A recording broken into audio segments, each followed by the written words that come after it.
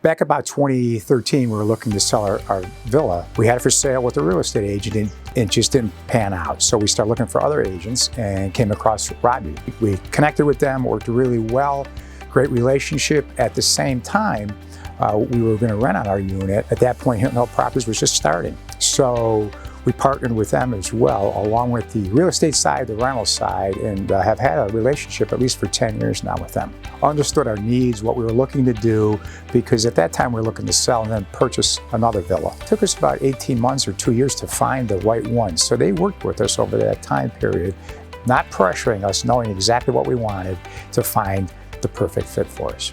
So it was a seamless transaction going from buying a place and then renting it. They're large enough to know that our investment is safe and protected, but they're so small enough to be the human side. You call up, you get a human being, we know who we're talking to. I think what's also beneficial is for the renters, when they come here, they know through Hilton Properties and Rental that they can get bikes, they can get umbrellas, they can get chairs. It's really a full service operation where you can get everything through them delivered right here, including their beach towels. I would strongly recommend and encourage those folks that are looking to purchase a property and rent one as well to invest the time to meet with Robbie and the team and Darcy over there, because it's a great experience.